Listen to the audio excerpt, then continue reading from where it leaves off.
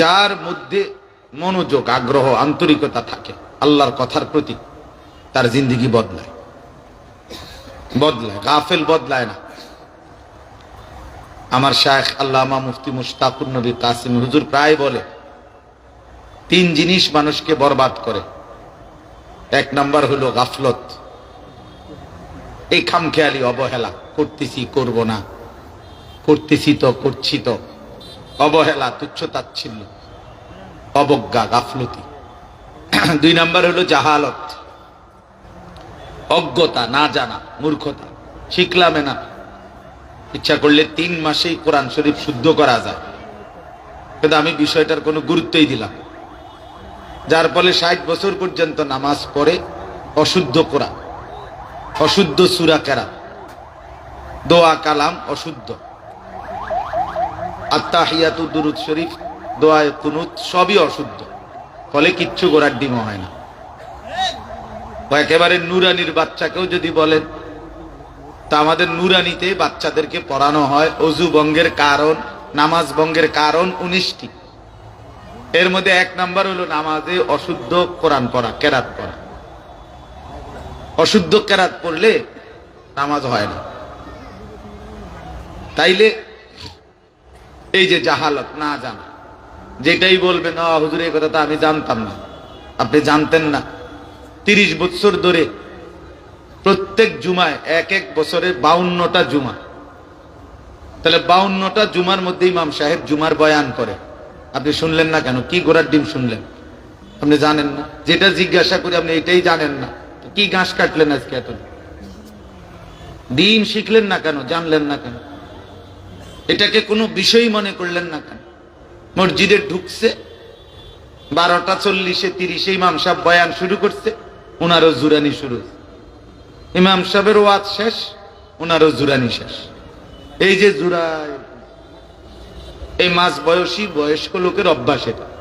অথচ সপ্তাহের আর কোনো দিন পৌনে 1টা বাজে কোনো সময় ঘুমায় না। আপনি শনিবার রবিবার 12:30 1টার দিকে আপনি ওনারে বলেন না যে চাচা আজকে এখন একটু জুরান, উনি বলবেন অন্য দুপুরের ভাতও খাইলাম না, অন্য ঘুমের টাইম নিয়ে কথাবার্তা কন, আক্কল নাই। কিন্তু শুক্রবার জুমার দিন ওনারে কোন ব্যারামে ধরে, উনি এখানে বসে বসে জুরা, মানে মূলত খামখেয়ালি, শেখার কোনো মানসিকতাই নাই, জানার কোনো মানসিকতাই নাই, কোনো মানসিক কলিজার ভিতরে প্রয়োজনীয়তাটাই নাই। আমার জন্য আল্লাহর কোরআন, এই কোরআন আমার জন্য।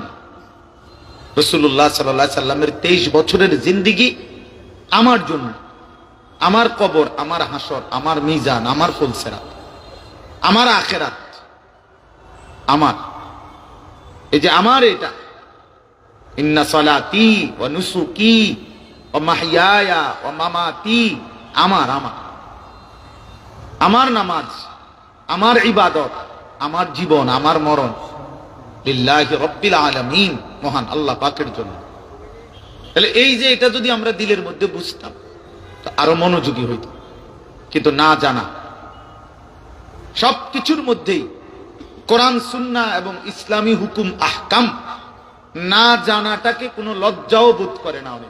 অনেক মুসলমান, অধিকাংশ জেনারেল শিক্ষিত অনেক মানুষ, উচ্চ শিক্ষিত, অনেক সুন্দর ইংরেজি বাংলা জানে, কথাবার্তা খুব চমৎকার, পৃথিবীর সর্বশেষ খবরটাও জানে, কিন্তু কোরআন শরীফের একটা সূরা কেরাত পড়তে বলবে, হুজুর বুঝেন তো আমরা তো জেনারেল শিক্ষিত মানুষ, তো এগুলো কি আর আমরা পারি?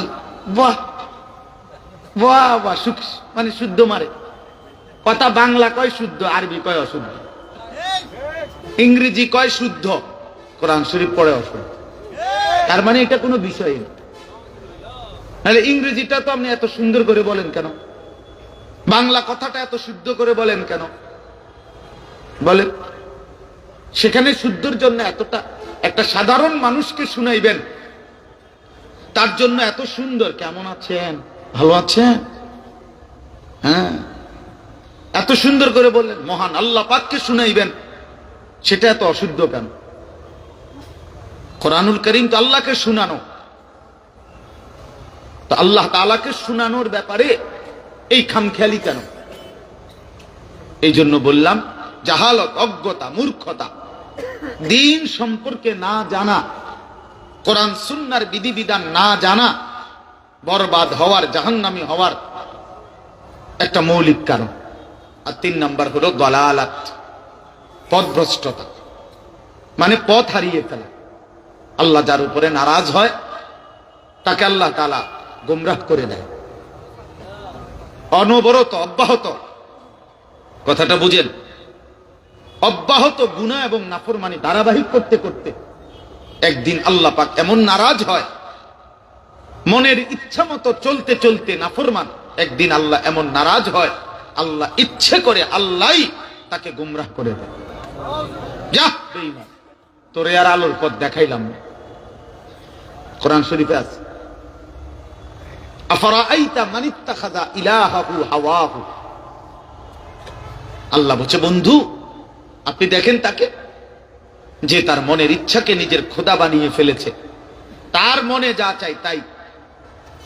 ওয়া আদাল্লাহুল্লাহু আলা ইলমিন। আল্লাহ তাআলা বলেন, আল্লাহই তাকে জেনে বুঝে আদাল্লাহু, পথভ্রষ্ট করে দিলেন। আল্লাহই গুমরা করে দিয়েছেন। যা বেঈমান, কয়দিন হয় নামাজ পড়স না? মুসলমানের বাচ্চা 365 দিনের 1 বছর কোনদিন ফজরের নামাজ পড়লি না বেঈমান, ঠিক আছে, আর কোনদিন তৌফিকে দেব না, যা না ফরমান, যা। মুসলমানের ঘরে জন্ম নিয়ে 10 বছর মিথ্যা কথা বলে। মুসলমান কি প্রতিদিন মিথ্যা কথা কয়? 30 বছর সুদ খায়, 20 বছর ধরে কথায় কথায় গালি দেয়, প্রতিদিন প্রতিনিয়ত দাড়ি কাটে। মুসলমান, হ্যাঁ কি ব্যাপার? কত বছর দাড়ি কাটেন, কত বছর মিথ্যা বলেন, কত বছর ধরে সুদ খান, কত বছর ধরে নর্তকী দেখেন, নাটক সিনেমা দেখেন, টেলিভিশন দেখেন, কি ব্যাপার? ফিরতে পারছেন না কেন? আল্লাহ পথ হারা করে দিছে, আল্লাহ পথ ভুলায় দিছে, পথ ভুলায় দিছে। ওয়ালা তাকুনু কাল্লাযীনা নাসুল্লাহ ফাআনসাহুম আনফুসাহুম। আল্লাহ বলছে, বান্দা আমারে ভুলে যেও না, বেশি ভুলে গেলে একদিন আমি তোমারে তোমার আত্মপরিচয় ভুলায় দেব।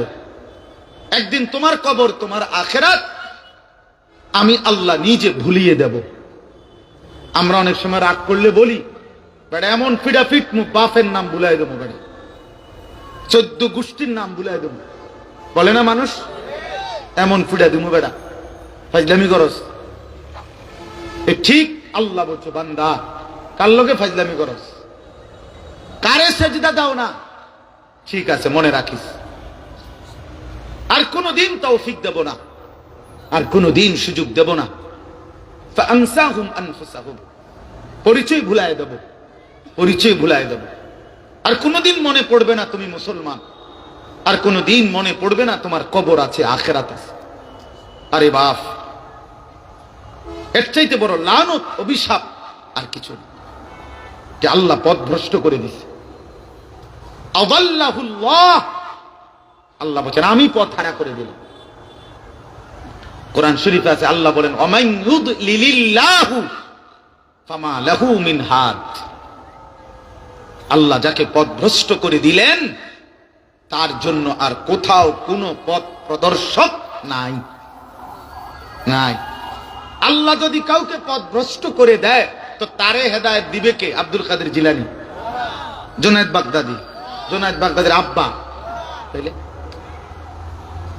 আল্লাহ বলেন আমি পথ দলালাত, পথ হারা করে দিলাম। ফামান লাম ইয়াজআলিল্লাহু লাহু নূরান ফামা লাহু মিন নূর।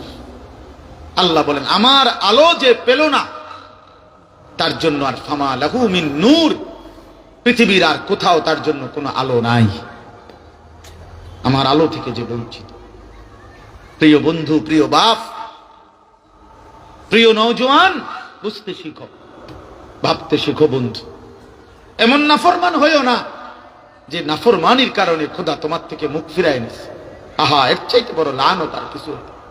মনে করেন এই ভাই তো আমার, সে মনে করেন সে আমার ছোট ভাই, তো সে ভুল করতেছে, ভুল রাস্তায় পথ দিছে, দুষ্টামি বান্দ্রামির, আমি তারে টাই নাই না, আচ্ছা তোরে থাপড়াইলাম, পিটলাম, কন্যাইলাম, মারলাম, তবে বলে দিলাম আর কোনোদিন যদি দেখি বেড়ায় দিকে ঠাক মারেলাম বেটা। সে অনেকক্ষণ কাঁদছে, ব্যথা পাইছে, কিন্তু ফিরে তো চলে আসছে। কথা বুঝেন নাই? সাময়িক এই ব্যথার কষ্ট তার একটু পরে চলে যাবে, কিন্তু সে তো নাফরমানির রাস্তা থেকে কি চলে আসলো। কিন্তু আমি যদি তার প্রতি এমন রাগ করলাম যে আমি বললাম, যা এটা দিয়ে ফির তোর কথা, তুই আগুনে পরস নাহলে পানিতে পরস, তুই ধ্বংস হ নাহলে বরবাদ হ, তোর যেটা মনে করতে এটা কর, যা, তোরে আমি বলবো না, ডাকবো না, ছুঁইবো না। তো বাহ্যিক যদিও মনে হয় যে আমি তার থাপ্পড়ও দিই নাই, কোনো আঘাতও করি না, তে কান্দেও নাই, কিন্তু সে যে অন্ধকারের রাস্তায় ছুটলো, কেউ যে তাকে ফেরাচ্ছে না, তার অবস্থা কি, তার পরিণতিটা কোথায় বলেন? এর চাইতে কি তারে দইরা আইনা দুইটা কনি তখন ভালো আসিল না?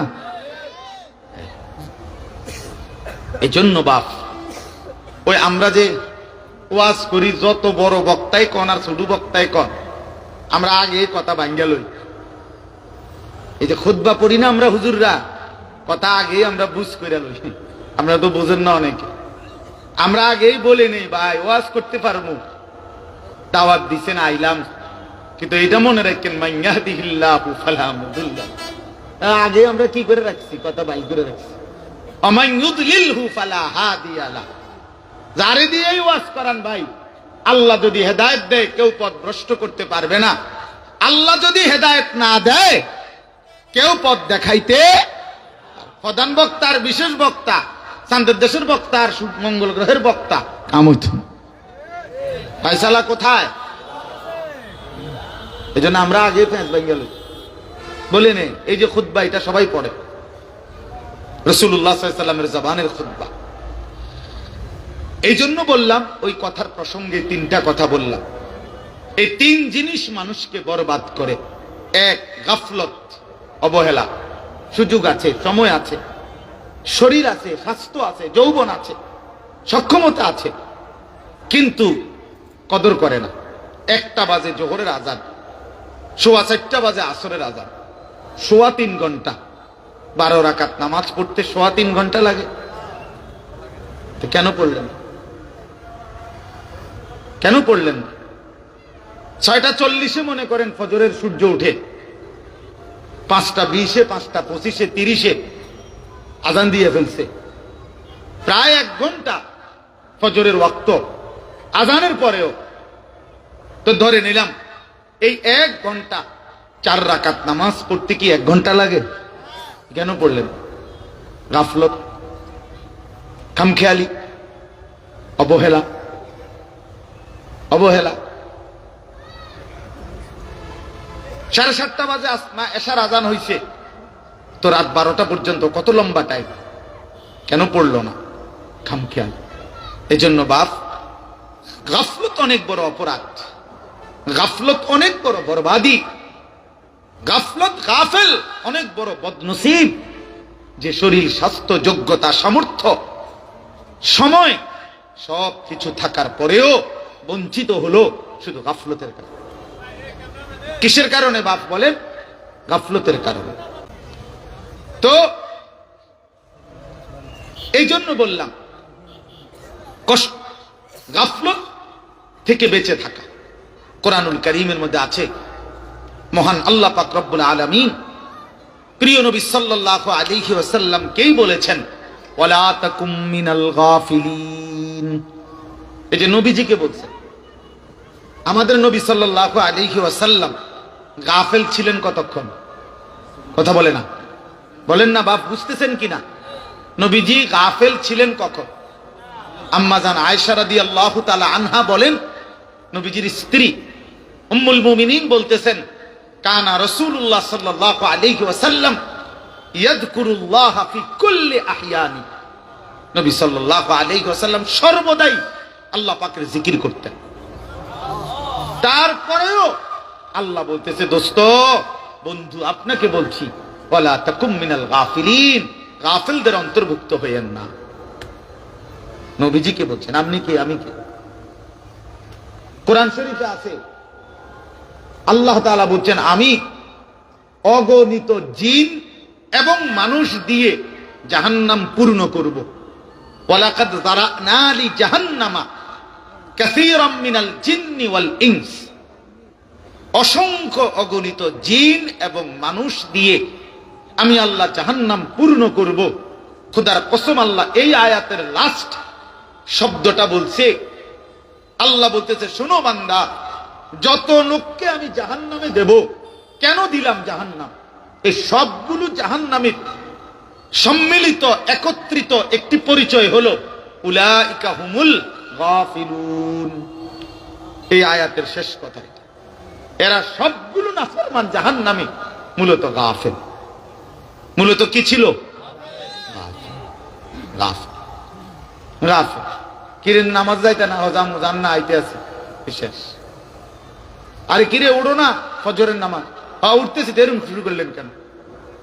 যাইবেন না আপনি নামাজ? এই মানে এই খামখেয়ালি খামখেয়ালি, এই হাসতে হাসতে মজা করতে করতে, তুচ্ছ তাচ্ছিল্য করতে করতে জিন্দিগি শেষ। জিন্দিগি শেষ। আলহাকুমুত তাকাসুর হাত্তা যুরতুমুল মাকাবির।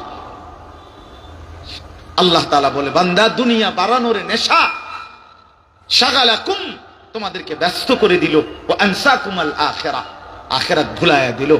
এরই মধ্যে একদিন কবরস্থানেই পৌঁছে গেল। দেখতে দেখতে একদিন ব্যস্ততম মানুষও কবরে চলে যাবে, অবসর মানুষও কবরে চলে যাবে। হাসলেও মরে যাবেন, কাঁদলেও মরে যাবেন। সুখের অট্টালিকা থেকেও কবরে যাবে, দুঃখের কুড়ে ঘর থেকেও মরে যাবে।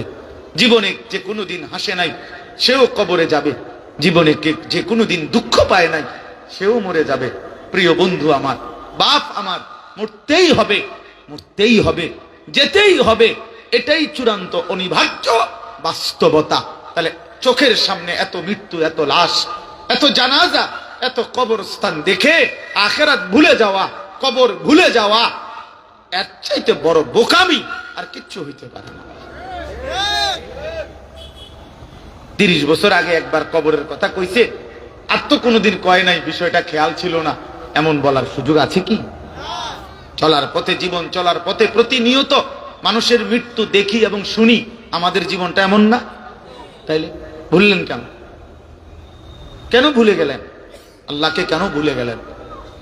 এই জন্য বাপ, আমি অনুরোধ করছি, মেহেরবানি করে আন্তরিকতা নিয়ে, শতভাগ মনোযোগ দিয়ে আল্লাহর কথা শুনবেন। বলেন ইনশাআল্লাহ। শুধু আমি একজনের বয়ান না, আমি এই কথাটা এতটা লম্বা করলাম এই জন্য, অর্থাৎ শুক্রবার জুম্মার বয়ান মনোযোগ দিয়ে শুনবেন। আপনার এলাকার হুজুর, স্থানীয় উলামায়ে কেরাম, আপনার মসজিদের ইমাম সাহেব, সবাই সারা বাংলাদেশ জনপ্রিয় হইতে হবে। প্রিয় ভাই আমার, এটা কোনো কথাই না। জনপ্রিয়তা, খ্যাতি, এটা একটা ধোঁকা, ধোঁকা, ধোঁকা বেটা, এটা ধোঁকা বেটা, এটা ধোঁকা।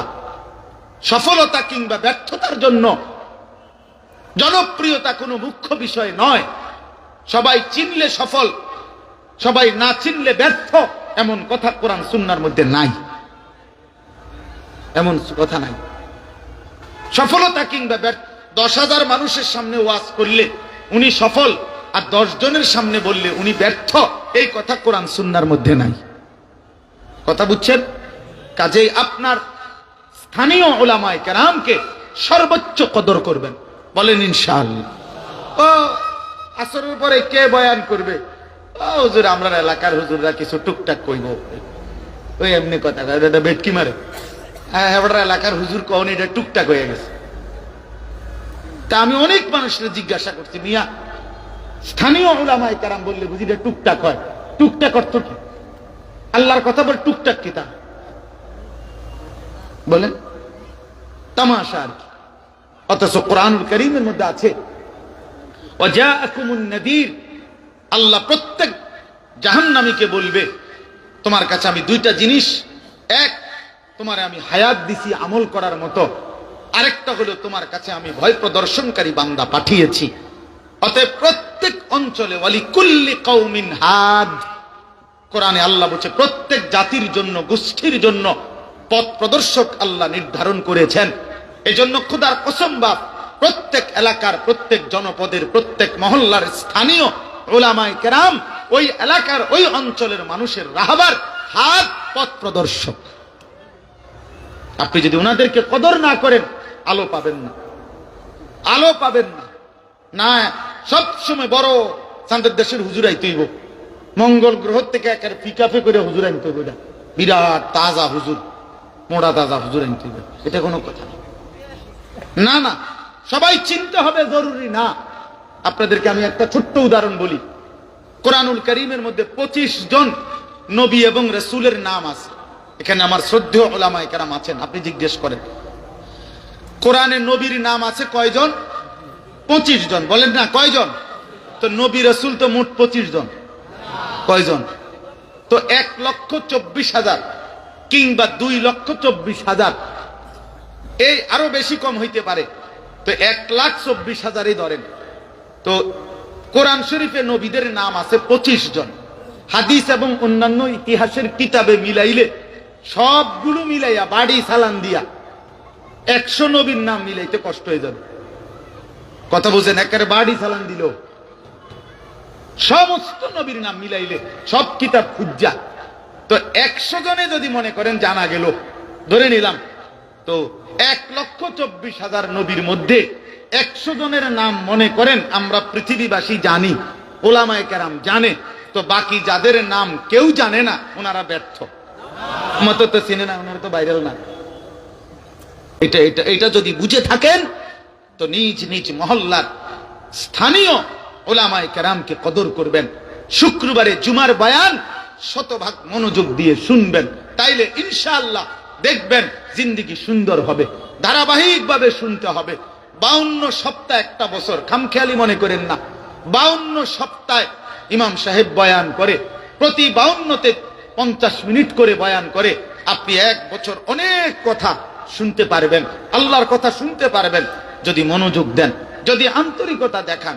এজন্য আমি বিনীত অনুরোধ করছি, আপনারা প্রত্যেকেই নিজ নিজ মহল্লার স্থানীয় ওলামায়ে কেরামকে কদর করবেন, ওনাদের নসিহত শুনবেন। বলেন ইনশাআল্লাহ, সবাই বলেন ইনশাআল্লাহ। আমার কথাটা মনে থাকবে তো ইনশাআল্লাহ? দিল দিয়া মনে রাখবেন, তাইলে ফায়দা পাইবেন।